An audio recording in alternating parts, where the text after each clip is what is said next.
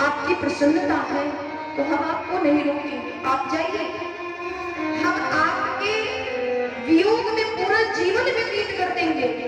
लेकिन एक बात आप भी याद रखिएगा कन्हैया, कि जिस दिन आप मथुरा चले गए उस दिन ना तो हम मथुरा में कभी दूध बेचने के लिए जाएंगे, न मथुरा में कभी दही बेचने के लिए जाएंगे, न मथुरा में कभी माखन बेचने के लिए जाएंगे। क्योंकि यदि हम मथुरा में गए तो हो सकता है आपके कार्य में किसी प्रकार की कोई बाधा आए, और हम आपके कार्य में कोई बाधा नहीं डालना चाहते। गोपियों ने भी प्रण कर दिया कि लाला यदि हमसे दूर रहकर ही आप प्रसन्न रहेंगे तो आप जाओ। आज राधा जी को समझा बुझा करके, गोपियों को किसी प्रकार से समझा करके और राधा रानी से आज्ञा ले करके मेरे कन्हैया पुनः आकर के रथ पर बैठे, और रथ जैसे ही आगे बढ़ा उसी समय मैया यशोदा महल से निकल करके दौड़ती हुई भागती हुई बड़ी जोरों से चिल्लाती हुई कहते हैं कि अरे कोई रथ को रोको, अरे कोई रथ को रोको। कृष्ण और बलराम ने मैया यशोदा की आवाज सुना कि अरे ये तो मेरी मैया यशोदा पुकार रही है, कोई रथ को रोको। अक्रूर जी को भगवान श्री कृष्ण ने आज्ञा दी कि अक्रूर जी, काका जी थोड़ा रथ को रोक दीजिए, मेरी मैया यशोदा मुझे पुकार रही है। अक्रूर जी ने रथ को रोका। कृष्ण और बलराम दौड़ते हुए भागते हुए दौड़ करके जाते हैं, मैया यशोदा के चरणों में गिर जाते, मैया यशोदा के चरणों में प्रणाम करते हैं। मैया यशोदा ने उठा करके कृष्ण बलराम को अपने गले से लगा लिया, अपने हृदय से लगा लिया, अपने अश्रुओं से मानो आज लाला के मस्तक को ही भिगो दिया। आज मैया यशोदा कन्हैया से कहती, कन्हैया मुझको तो आज पता चलो कि तुम मेरो लाला नाय है, तुम मेरो पुत्र नाय है। ये बात तो मुझको आज पता चली कि तुम मेरो लाला नाय है। अरे तू तो देवकी को लाला है, तू तो वसुदेव को पुत्र है। मैंने तुमको जरा भी प्रेम नाय दियो लाला, कभी तुझसे प्रेम नहीं किया। मैया की ऐसी बातों को सुन करके आज मेरे कन्हैया के नेत्रों से अश्रु छलकने लगे, कन्हैया रोने लगे। और आज कन्हैया मैया यशोदा से कहते हैं, मैया तूने ये कैसे कह दिया कि मैं तेरा लाला नहीं? अरे जो प्रेम तूने मुझे दिया है वो युगों युगों तक कोई माता अपने पुत्र को इतना प्रेम नहीं कर सकती है। यशोदा जैसी माँ तो युगों युगों में नहीं हो सकती, युगों युगों में किसी को नहीं मिलेगी। ये तो मेरा भाग्य है कि मुझे तेरे जैसी माँ मिली, और तू ऐसा क्यों बोलती कि मैं तेरा लाला नहीं? मैया यशोदा ने कहा, कन्हैया यही सत्य है, मुझे आज पता चला कि तू मेरा लाला नहीं, तू मेरा पुत्र नहीं। आज तो मुझे छोड़ करके जा रहा है, तो जाते जाते मैं तुझसे केवल इतना निवेदन करती हूँ कन्हैया कि मैंने तो तुझे बहुत कष्ट दिए हैं, कई बार तुझे डांट लगाई है, जरा से माखन के लिए मैंने तुझे उखल से बांध दिया, तुझे इतना कष्ट दिया, जरा सी मटकी तूने फोड़ दी, मैं तुझ पर क्रोधित हो गई, छड़ी लेकर के तुझे मारने के लिए दौड़ेगी। ये प्रेम थोड़ी नहीं, मैंने तुझसे प्रेम नहीं किया। और जाकर के जब तू मथुरा जाना अपनी मैया देवकी से मिलना, तो देवकी मैया से कभी इस बारे में मत बताना कि मेरी मैया यशोदा ने, ग्वालिनी यशोदा ने तुझे कभी उखल से बांधा। जरा सी मटकी को फोड़ने के लिए, छड़ी लेकर के तुझे मारने के लिए दौड़ती थी, तुझे डांटती थी, फटकारती थी। यदि तुझे मेरे द्वारा मेरे वचनों से किसी प्रकार का कभी कोई कष्ट हुआ होगा तो वो बातें तू अपने तक रखना, अपनी मैया देवी से मत कहना। आज कन्हैया रोते हुए मैया यशोदा के बार बार हृदय से लगते हैं और मैया से कहते हैं कि मैया तू ऐसा बोल करके मुझे दुखी मत कर, और मैं सत्य कहता हूँ मैया तू चिंता मत कर, मेरे ऊपर तो सबसे पहला जो अधिकार है वो अधिकार केवल और केवल मेरी माँ यशोदा का है, वो अधिकार मेरी माँ देवकी का नहीं है। यद्यप तू कहते हैं कि मैं देवकी का पुत्र हूँ, तो मैं आज तुझसे कहता हूँ कि मेरे ऊपर सबसे पहला अधिकार तो मेरी माँ यशोदा का है, फिर मैया देवकी का अधिकार मेरे ऊपर होगा। और तू कभी भी अपने मन में ये मत सोचना कि मैं तेरा पुत्र नहीं हूँ, सबसे पहले मैं तेरा पुत्र हूँ। और तेरे जैसी माँ तो आज तक न कभी हुई है, न आगे होने की संभावना है। आज बार बार कृष्ण और बलराम मैया के चरणों का स्पर्श करते हुए बार बार मैया के चरणों में प्रणाम निवेदन करते हुए दुखी मन से आज भगवान रथ पर बैठ करके चले जा रहे हैं, मथुरा जा रहे हैं। प्रेमी से कुटिया है, आपके चरणों में तो मेरा यही निवेदन है कि एक रात्रि आप मेरे घर पर विश्राम करिए। मेरे कन्हैया ने अक्रूर जी से निवेदन किया और क्षमा याचना मांगते हुए कहते हैं, काका जी अभी मैं आपकी इच्छा को पूर्ण नहीं कर सकता, अभी तो मुझे आगे के कार्य जो मेरे मुख्य कार्य मुझे उनको सिद्ध करना है, मैं अभी आपकी इच्छा को पूर्ण नहीं कर सकता, अभी आप मुझे विदा करिए, जाने की अनुमति प्रदान करिए। अक्रूर जी के मन में ये पक्का विश्वास हो गया कि ये कोई साधारण बालक नहीं है, ये तो साक्षात परब्रह्म है। कंस की क्या सामर्थ्य कि मेरे लाला का, मेरे कृष्ण का बाल बाका कर सके। अब तो कंस जाने और कंस का कार्य जाने, कंस ने जो मुझे कहा था मैंने वो कर दिया, अब मैं कुछ नहीं जानता। इधर कंस ने सारी मथुरा नगरी की सजावट का आदेश दिया हुआ था, लोगों को निर्देश दिया था कि मार्ग में कृष्ण और बलराम जब मथुरा नगरी में प्रवेश करेंगे तो कोई भी कृष्ण और बलराम का स्वागत नहीं करेगा, कोई कृष्ण बलराम का किसी भी प्रकार से स्वागत और सत्कार नहीं करेगा। लेकिन मेरे मथुरा वासी तो ऐसे थे जो वर्षों से कृष्ण की प्रतीक्षा कर रहे थे, वर्षों से कृष्ण की आस लगाए बैठे थे। जीवन में यदि आशा करनी है तो केवल गोविंद से मिलने की आशा करो कि मेरे गोविंद से हमारा मिलन कब होगा। यही गोविंद से, यही कन्हैया से प्रार्थना करनी चाहिए। कंस ने सबको निर्देश दिया हुआ था कि कोई कृष्ण का स्वागत न, लेकिन मथुरा में निवास करने वाली जितनी भी माताएं थी, जितनी भी स्त्रियां थी, वो सब अपने अपने घरों की छतों पर चढ़ करके कन्हैया का स्वागत करने लगी, कन्हैया के ऊपर पुष्पों की वृष्टि करने लगी और कन्हैया के दिव्य स्वरूप का दर्शन करने लगी। कन्हैया ने सोचा, मन में विचार किया कि कंस के पापों का घड़ा भर चुका, इसलिए कंस का उपहार तो मुझे शीघ्र अतिशीघ्र करना होगा। और इधर इसी भाव के कारण आज मेरे कन्हैया ने नंद बाबा से कहा कि हे नंद बाबा, मैं मथुरा नगरी का जरा भ्रमण करना चाहता हूँ, मथुरा नगरी कितनी सुंदर सजाई गई है, जाकर के जरा मथुरा नगरी देखा। कन्हैया ने नंद बाबा से आज्ञा मांगी, यद्यपि नंद बाबा कन्हैया को आज्ञा नहीं देना चाहता, लेकिन फिर भी नंद बाबा से बार बार कन्हैया कहते हैं, नंद बाबा जाने की अनुमति प्रदान कर दो। नंद बाबा आज्ञा नहीं देते, कन्हैया तू तो बड़ा उद्यमी है, जहां जाता है वहीं उद्यम मचाता है, काऊ से सारों कर लो, सारों यानी झगड़ों कर लो, इसलिए मैं तुम्हें जाने नहीं दे सकता। अब बार बार कन्हैया जब निवेदन करने लगे नंद बाबा से, तो नंद बाबा ने कहा यदि जाना ही है तो बलराम को साथ में लेकर के जा, अकेला मत जा। आज मथुरा नगरी में कृष्ण बलराम प्रवेश कर रहे हैं, भगवान श्री कृष्ण अपने गोप सखाओं के साथ मथुरा नगरी में प्रवेश करते हैं। आज मथुरा के नर नारी मेरे गोपाल का, मेरे गोविंद का स्वागत कर रहे हैं, पुष्पों की वृष्टि कर रहे हैं।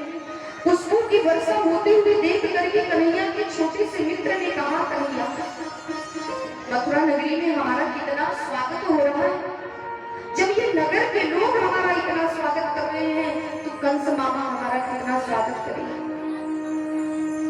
कन्हैया के नेत्र सजल हो गए अपने मित्र की बातों को सुन करके। मन ही मन में आज कन्हैया कहते हैं कि मेरे मित्र कितने भोले हैं, अरे इन्हें क्या मालूम कि कंस ने हमारा स्वागत करने के लिए हमें बुलाया है या हमें हमारे प्राणों को दृढ़ करने के लिए, हमें मारने के लिए षड्यंत्र किया है, इनको क्या मालूम। आज यमुना के किनारे जो धोबी रहते थे उन धोबियों के पास ले गए। कंस का धोबी था जो केवल कंस के वस्त्रों को ही धोता। कन्हैया धोबी के पास जाकर के कहते, मामा जी राम राम। उसने तो देखा ही नहीं, धोबी ने कन्हैया क्यों देखा ही नहीं, कृष्ण ने फिर कहा, मामा जी राम राम, हम कंस महाराज के भांजे कृष्ण हैं, उनसे मिलने जा रहे हैं, अपने मामा कंस से मिलने जा रहे हैं और हमारे सखाओं के पास वस्त्र नहीं है, वस्त्रों की कमी है, आप थोड़े बहुत वस्त्र दे दीजिए, उन्हें पहन करके कंस मामा से मिलाएंगे, मेला दिखाएंगे और फिर आकर के वस्त्र आपको वापस कर देंगे। धोबी ने कहा, अरे ग्वालियों, जीवन भर तुमने पोखर का पानी पिया है, यानी कुएं का पानी पिया है, बेझड़ की रोटी खाई है, रूखा सूखा खाने वाले, कामना करते हो कंस महाराज के वस्त्रों को पहनने की। बड़ी अभद्र भाषा से उस धोबी ने मेरे कन्हैया से ये बात बोली। कन्हैया बोले, देखो हम तो आपको मामा जी कह रहे हैं और आप हम ही पर गुस्सा कर रहे हो। धोबी डंडा लेकर के मेरे कन्हैया को मारने दौड़ा तो मेरे बाल कृष्ण ने अपनी एक उंगली से, जिस उंगली को छोटा सा सखा पकड़ करके चल रहा है, आज भगवान के मित्रों को भी ये गुमान है, ये अहंकार है कि कृष्ण हमारे मित्र हैं, कन्हैया हमारा सखा है। जब धोबी डंडा लेकर के मारने दौड़ा तो उस नन्हे से सखा ने कन्हैया से कहा, कन्हैया जो होगी सो देखी जाएगी, तू पूतना वाले हाथों को दिखा दे इसको। 6 दिन की अवस्था में तूने पूतना को मार दिया, हंसो तो इतना बड़ा हो गया है, इसको मारने में कितना समय लगेगा, अरे तू पूतना वाले हाथों को दिखा दे, जो होगी सो देखा जाएगा, मैं देख लूंगा, तू चिंता मत कर, मैं तेरी रक्षा के लिए खड़ा हूं। नन्हा सा कृष्ण का मित्र कहता है। उसी समय धोबी जब कन्हैया को मारने के लिए दौड़ा तो भगवान ने केवल एक मौका उस धोबी को मारा और धोबी वहीं पर धड़ाम से गिर गया, उसका प्राण पक्षी उड़ गया।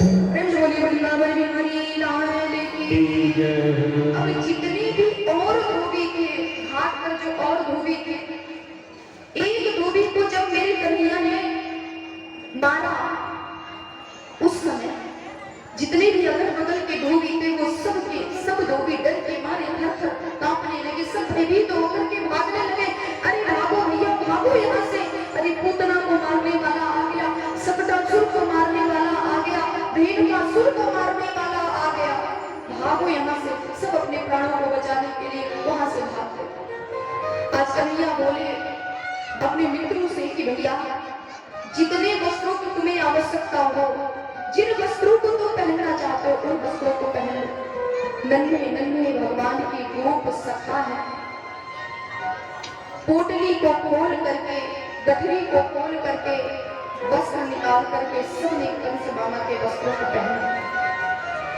लेकिन यहाँ कंस के जो वस्त्र थे वो भगवान के गोप सखाओं के बहुत बड़े थे, छोटे छोटे गोप सखा वस्त्र बहुत बड़े बड़े। राजमार्ग से भगवान अपने गोप सखाओं को लेकर के जा रहे थे। उस समय भगवान ने देखा कि ये वस्त्र तो बहुत बड़े हैं और कन्हैया के सखाओं ने कहा, कन्हैया ये कंस मामा के वस्त्र ऐसे प्रतीत होते कि तो मदनी के वस्त्र हैं और जो लोग देखेंगे ना सब हमारी बड़ी हंसी उड़ाएंगे कि मामा के वस्त्र पहन लिया। कन्हैया ने कहा, चिंता मत करो, कोई न कोई व्यवस्था अवश्य हो जाएगी। भगवान मथुरा में एक दर्जी रहता है, दर्जी के घर का था। वो दर्जी धोबी के हाथ नहीं था, वो दर्जी भी भगवान का भक्त था। भले ही वो कंस का वस्त्र सिलता था लेकिन भक्ति तो भगवान की करता था, कृष्ण की भक्ति करता था। उसने खिड़की से जब मेरे गोपाल को देखा तो गोपाल को कन्हैया को बुलाया और बुला करके कहा कि आपके मित्रों ने जो वस्त्र पहने हैं ना प्रभु, उन वस्त्रों को आप मुझे दे दीजिए, मैं आपके मित्रों के अनुसार वस्त्रों की सिल करके दे दूंगा इन वस्त्रों को। उस दर्जी ने भगवान के मित्रों के अनुरूप, कृष्ण के मित्रों के अनुरूप वस्त्र सिल करके दे दी, वस्त्र बना के भगवान के मित्रों ने वस्त्र धारण कर। अब भगवान के मित्रों ने वस्त्र धारण कर ली, कमी रह गई थी माला और चंदन। थोड़ा और आगे बढ़े तो उसी मथुरा नगरी में एक सुदाम नाम के माली का घर था। उस सुदाम नाम के माली ने भगवान श्री कृष्ण को सबसे पहले अपने द्वारा बनाई गई, अपने हाथों से बनाई गई बड़ी सुंदर माला कन्हैया के गले में पहनाई। सबने वस्त्र पहने और माली ने भगवान के समस्त मित्रों को माला पहनाई। भगवान श्री कृष्ण ने उस माली पर प्रसन्न होकर के उसे भक्ति का वरदान दिया। राजमार्ग में कृष्ण सखाओं के साथ जा रहे थे तो सामने से एक विचित्र प्रकार की नारी जा रही थी, स्त्री जा रही थी। 3 जगह से उसकी कमर टेढ़ी थी, बड़ा कुरूप उसका मुख था, चेहरा बड़ा विभत्स था, बड़ा कुरूप था। उसके हाथ में एक सुंदर सी चंदन की कटोरी थी। ज्यादा कुरूपणी होने के कारण वो अपने मुख को ढक करके रखती थी, यानी घूंघट निकाल करके रखती थी। लेकिन मेरा गोविंद चमड़े को नहीं देखता कि कौन कितना गोरा है, कौन कितना काला है। मेरा गोविंद ये नहीं देखता। कृष्ण ये नहीं देखता कि आपने आभूषण पहना है कि नहीं, आपने सुंदर वस्त्र पहना है कि नहीं। कन्हैया ये नहीं देखता कौन गरीब है, कौन नितांत निर्धन है, कौन धनवान है, कौन गोरा है, कौन काला है, कौन कुरूप है, कौन बहुत सुंदर है। कन्हैया ये सब नहीं देखता। कन्हैया तो केवल सुंदर मन देखता है कि मन किसका सुंदर है। आज संसार के सभ्य कहलाने वाले जो लोग थे, कुछ ऐसे भी मनुष्य होते हैं जो लोगों का केवल मजाक उड़ाते हैं। उस कुरूपणी नारी से, कुरूपणी स्त्री से कोई बात नहीं करता था। क्यों? क्योंकि वो सुंदर नहीं। 3 जगह से उसकी कमर टेढ़ी, कोई उसकी ओर देखना नहीं पसंद करता था। वही स्त्री जब मेरी कन्हैया के बगल से हो करके निकली तो मेरे गोविंद उसके सामने जाकर के खड़े हो गए। कि आपका परिचय क्या है? भगवान ने कहा यदि आपको अच्छा लगे तो आपका मन हो, आपको अच्छा लगे, प्रिय लगे, मेरी बातें यदि आपको अच्छी लगी तो कृपा करके आप अपना परिचय बताइए, और यदि अत्यंत अच्छी लगी हो तो कृपा करके ये चंदन आप हमें भी लगा दीजिए। उसके तो मन में मानो रसगुल्ले फूटने लगे, मन रूपी मयूर नाचने लगा कि जीवन में पहली बार आज मुझे किसी ने सुंदरी कह करके बुलाया। अपना घूंघट उठा करके देखती, गोविंद को देखा तो गोविंद के सुंदर स्वरूप को, गोविंद के सुंदर मुख को देख करके, उनके सुंदर छाती को देख करके आज मन गदगद हो गया कि ब्रह्मा की सृष्टि में सबसे सुंदर बालक साक्षात परमात्मा, साक्षात जगतपति आज मुझे सुंदरी कह रहे। उस विवक्र ने, उस कुरूप नारी ने भगवान से पूछा, कृष्ण से पूछा कि आपने मेरा ही परिचय पूछा है? कन्हैया ने कहा हाँ देवी, हमने तुम्हारा ही परिचय पूछा। कौन हो तुम? उसको तो विश्वास भी नहीं हो रहा है कि कृष्ण ने मुझसे परिचय पूछा है। अरे जिसने कभी मेरी ओर देखा तक नहीं, जो मुझे देखना लोग नहीं पसंद करते, जो लोग मेरा उपहास करते हैं, आज ब्रह्मा की सृष्टि का सबसे सुंदर बालक मेरे कृष्ण मुझसे मेरा परिचय पूछ रहे। परिचय पूछने पर उस नारी ने कन्हैया से कहा, कन्हैया मैं तो कंस की दासी हूँ, मेरा नाम तो सैरंद्री है, लेकिन कमर 3 जगह से फूटी है, कोई मेरा नाम नहीं लेता, लोग मुझे पूजा कह करके, तिवक्रा कह करके मुझे चढ़ाते हैं, मेरा उपहास करते हैं। मेरे जीवन का आज ये पहला दिन है कि किसी ने मुझे सुंदरी कह करके पुकारा है। मेरे जीवन का आज ही पहला दिन है और किसी ने आज पहली बार मुझसे मेरा परिचय पूछा। दुनिया के लोगों ने कभी भी मेरा परिचय नहीं पूछा कि मैं कौन हूं, लेकिन आज मेरा मन करता है कि मैं आपको अपने हाथों से चंदन लगाऊं, कि आप मेरे हाथों से घिसा हुआ चंदन स्वीकार करेंगे प्रभु। कृष्ण ने कहा, इतनी देर से यही तो मैं कह रहा हूं कि अपने हाथों से चंदन लगा दो, यदि आपकी इच्छा हो। तो त्रिविक्रा बड़ी प्रसन्न हुई। भगवान श्री कृष्ण को जैसे ही उस रूप नारी ने कन्हैया के मस्तक पर चंदन लगाया, बलराम जी को चंदन लगाया, जैसे ही मेरे गोविंद को उस त्रिविक्रा ने चंदन लगाया, उस स्त्री ने चंदन लगाया, गोपाल के नेत्रों में अश्रु बरस पड़े। सोचा ये रंग की काली है, इसका स्वरूप जो है वो सुंदर नहीं है, त्रिविक्रा है, इसलिए लोग इसको देखना पसंद नहीं करते, इसका उपहास करते हैं। अरे इसे भी तो मानवीय गुणों से जीने का इसे भी तो अधिकार है।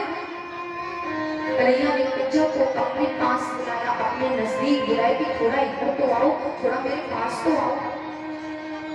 वो जैसे ही कन्हैया के पास में आई, मेरे बाल कृष्ण ने, मेरे कन्हैया ने उसकी थोड़ी सी 3 उंगली लगाई और जरा सा झटका दिया तो वो परम सुंदरी स्त्री बन गई। प्रेम से बोलिए वृंदावन की हरी लाल की।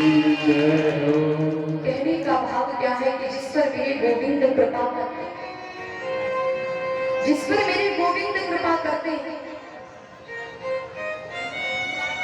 उसके लिए कोई बात बड़ी नहीं हो सकती। मेरे गोविंद की साक्षात कृपा हो। आइए 2 बार ऐसे गोविंद के चरणों का हम सभी लोग ध्यान करेंगे। प्रेम से बोलिए वृंदावन बिहारी लाल की। सभी लोग भाव और श्रद्धा से भगवान के चरणों का